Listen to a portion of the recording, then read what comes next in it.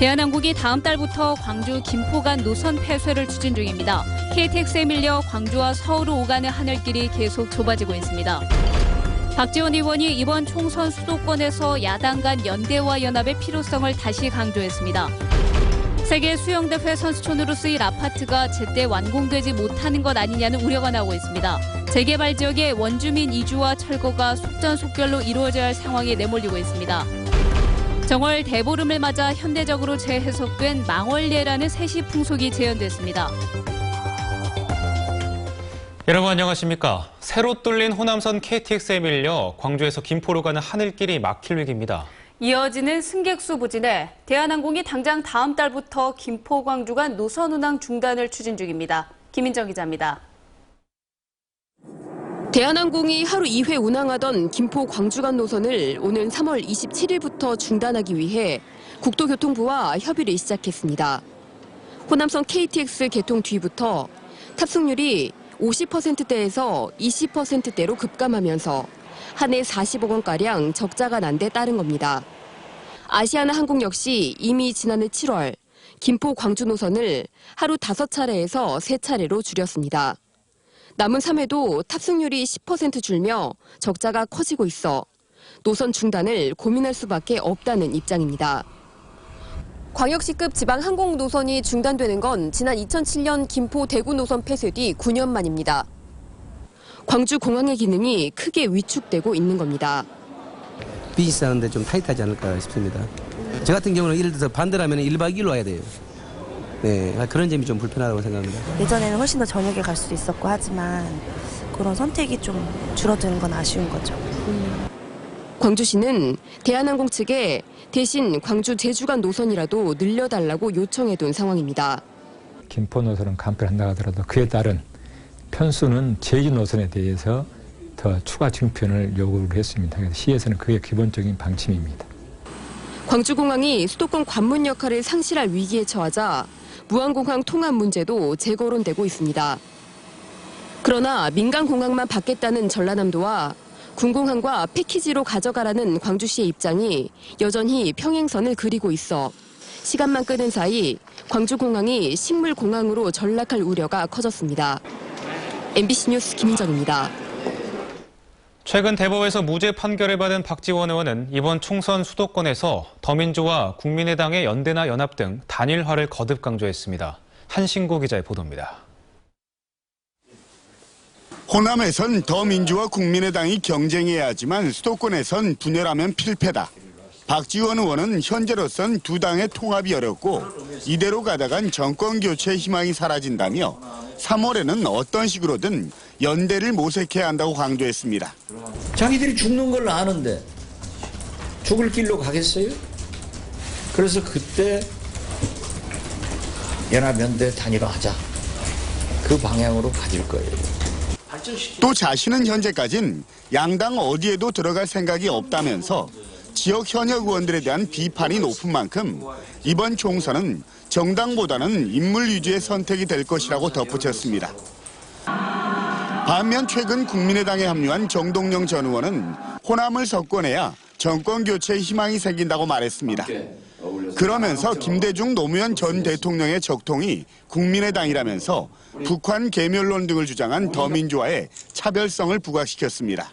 분연히 떨쳐 일어서서 국민과 함께 저는 싸울 거라고 생각합니다. 개성공단을 지키기 위해서. 그 야당이 보이지 않는 거거든요. 저는 국민의당이 그걸 해야 된다고 생각하는데. 한편 김종인 더민주 비대위원장이 오는 25일 광주를 방문해 뉴 광주 선언을 발표할 예정이어서 어떤 내용이 담길지 관심이 모아두고 있습니다. MBC 뉴스 한신구입니다. 4.13 총선을 앞두고 각 정당들이 공천 절차에 들어갔습니다. 당내 경쟁도 뜨거워졌는데 특히 광주 남구와 북구갑 선거구에서는 예선을 통과하는 게 본선 못지않게 힘들 것으로 보입니다. 윤근수 기자입니다. 광주 남구와 북구갑 선거구에서는 국민의당의 예선전이 뜨겁습니다. 먼저 남구에서는 장병환 현 의원의 안철수계로 분류되는 서정성, 정진욱 예비후보, 국민의힘 출신의 김영집 예비후보, 여기에 김명진 예비후보까지 공천장을 놓고 경쟁하고 있습니다. 북갑에서는 김경진 변호사와 김유정 전 국회의원, 진선기, 홍인하 전 시의원, 국성근 교수 등 5명이 공천을 신청했습니다. 반면 더불어민주당은 후보가 한 명뿐입니다. 남구에서는 이민원 전 균형발전위원장, 복갑에서는 4선에 도전하는 강기정 현 의원이 공천 신청서를 냈습니다. 국민의당에서는 5대1의 경쟁을 뚫고 어떤 후보가 나서게 될지, 더민주에서는 혼자 신청한 후보를 공천할지 아니면 전략공천 카드를 꺼낼지가 관심입니다. 남구에서는 새누리당의 한경로 전 가스공사 상임감사가 공천을 신청했고 원외정당인 민주당의 권용일, 무소속의 강도석 씨도 예비후보로 등록했습니다. 선거구의 운명이 아직 정해지지 않은 광주 동구에서는 새누리당 후보가 많은 게 특징입니다. 김현욱, 문충식, 고동술 3명이 공천 경쟁을 벌이고 있습니다. 더민주에서는 영입인사인 오기영 변호사, 아시아 문화중심 도시 추진단장을 지낸 이병훈 예비후보가 경쟁하고 있습니다. 국민의당에서는 박주선 현 의원이 혼자 공천을 신청했습니다. MBC 뉴스 윤문수입니다. 재개발이 추진되고 있는 광주 계림 8구역에는 수영대회 선수촌이 지어지지요. 그런데 대회 전까지 선수촌을 완공하지 못할 거라는 우려가 제기되고 있습니다. 송정근 기자입니다. 수영대회 선수촌이 들어서는 광주 계림 8구역 재개발 지역. 재개발 조합이 시행사인 호방건설과 협의해 제출한 사업 추진 내역입니다. 지난해 10월에 제출한 내용보다 추진 일정이 전체적으로 2개월가량 뒤로 늦어졌습니다. 하지만 조합 측은 공사 일정을 앞당길 수 있다며 제때 완공에는 문제가 없다는 입장입니다. 그렇지만 광주시는 화정동 유대회 선수촌을 예로 들면서 완공에 차질을 빚지 않을까 우려하고 있습니다. 노후된 아파트를 재건축하는 유대회 선수촌의 경우 광주시의 전폭적인 지원에도 원주민 이주 및 철거에 8개월이 걸렸습니다. 반면 단독주택과 상가 등이 밀집해 있는 계림 8구역의 경우 보상 등이 더 까다로운 재개발 방식인데도 유대회 선수촌의 절반인 4개월이면 가능하다고 보고 있기 때문입니다. 게다가 광주시도 이번에는 별다른 도움을 주기 어렵다는 입장입니다. 이주하고 철거 시 그 기간 중에 조합원의 분쟁이 발생 시에는 저희 시의 발생 시에는 선수촌 활용이 어렵지 않을까 좀 의심이 듭니다. 똑같은 재개발 방식인 학동 3구역은 계림 8구역보다 조합원 수가 150명이 적었지만 이주와 철거에 10개월이 걸렸습니다. 게다가 조합장 해임 문제를 놓고 조합과 비대위가 또다시 내용을 겪으면서 아파트를 수용대회 전까지 완공하지 못하는 것 아니냐는 우려가 커지고 있습니다. 때문에 수용대회 선수촌으로 사용하기 어렵지 않냐는 목소리도 있습니다. 이런 문제들이 자꾸 논란이 발생하게 되면 사실 세계 수영 선수권대회 운영과 관련해서 상당히 큰 문제로 대두되지 않을까 하는. 차질을 빚어서는 안 될 수영대회 선수촌 건설을 놓고 시간 싸움이 시작됐습니다. MBC 뉴스 송정근입니다. 목포교도소에서 지난달 말 50대 무기수가 숨진 사실이 뒤늦게 드러났습니다. 동료들과 함께했던 수감실에서 자살을 기도한 것으로 보입니다. 김진선 기자가 단독 보도합니다.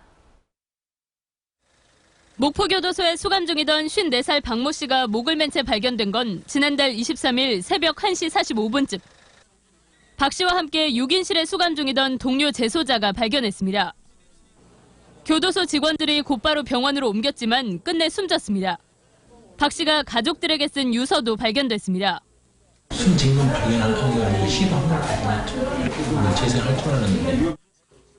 4년 전 용인 청부살인 사건 당시 부동산 업자를 살해할 것을 교사했던 박 씨는 무기징역을 선고받고 지난해 1월부터 목포교도소에 수감됐습니다. 교도소 작업장에서 모은 도구들을 이용해 스스로 목숨을 끊은 것으로 검찰은 보고 있습니다. 교도소 측은 박 씨가 다른 재소자들과 원만한 관계를 유지했다며 내부 문제는 아니라고 선을 그었습니다. MBC 뉴스 김진선입니다. 광주지방교정청장이 관사에서 숨진 채 발견돼 경찰이 수사에 나섰습니다.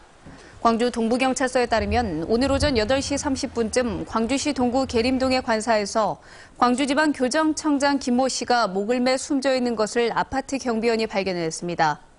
경찰은 부인과 아이들에게 미안하다며 오랫동안 우울증으로 괴로웠다는 유서가 발견된 점으로 미뤄 김 청장이 스스로 목숨을 끊은 게 아닌가 보고 정확한 경위를 조사하고 있습니다. 오늘은 상원이라고도 불리는 정월 대보름입니다. 세시풍 속에서는 설날만큼 중요한 날이기도 한데요. 나주에서 정월 대보름을 맞아 의미 있는 행사가 열렸습니다. 이미지 리포터입니다. 나주목 관아의 객사인 금성관. 조선시대 관복을 입은 사람들이 정성스럽게 제사를 지냅니다. 우리 나주 시민의 단결과 하나이다. 망걸예란 조선시대의 왕과 왕비의 탄신일 또는 설이나 정월대보름 등 명절에 국가가 운영하는 객사에서 나라와 백성, 왕에게 충성을 다짐하던 의례입니다. 이번에 현대적으로 재해석하여서 국태 민안과 나주 시민의 풍요롭고 행복한 삶을 기원하는 기원제로 변형하여서 오늘 제를 모시게 되었습니다. 기원제 후 이어진 신명나는 우리가락에 분위기가 한껏 살아납니다.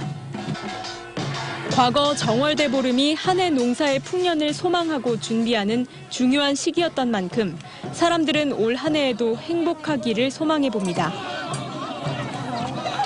2016년에는 우리 가족을 좀 건강하고요. 다 건강했으면 좋겠어요. 한 해가 무사히 넘어갔으면 좋겠네요. 다 함께 모여 놀이도 하고 한 해의 운세를 점쳐보는 정월대보름. 모습은 바뀌었지만 복을 기원하는 마음은 계속 내려오고 있습니다. MBC 뉴스 이미지입니다. 요즘 여수 앞바다에서는 제철을 맞은 홍합 수확이 한창인데요. 올해는 수온의 영향으로 수확량이 크게 줄었다고 합니다. 문영철 기자입니다. 아직은 찬바람이 매서운 여수 가망만. 긴 줄을 따라 홍합다발이 줄줄이 물 위로 올라옵니다. 곧바로 분리 작업을 거친 홍합은 바구니와 망에 담겨 어느새 배 한쪽을 가득 메웁니다. 이 바구니로 보면 거의 한 200개 정도를 따신다고 보면 돼요. 하지만 올해 작황은 예년 수준에 크게 못 미치고 있습니다.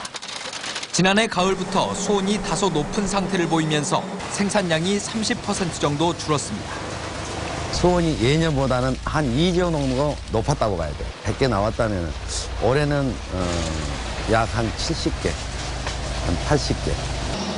육상으로 옮겨진 홍합은 선별과 세척을 거쳐 전국 각지로 팔려나갑니다. 가격은 10kg당 8,000원 선으로 예년과 비슷한 수준. 요즘은 껍데기를 제거한 홍합의 판매량이 크게 늘고 있습니다. 없어서 못 팔 정도니까요. 평께 드시기 위해서 이 까놓은 알을 많이 사서 드시고 또 이 까시는 분들이 또 많이 없어요. 친환경 수산물로 등록된 여수 홍합은 오는 4월까지 모두 4만 톤이 수확될 전망입니다. MBC 뉴스 문형철입니다.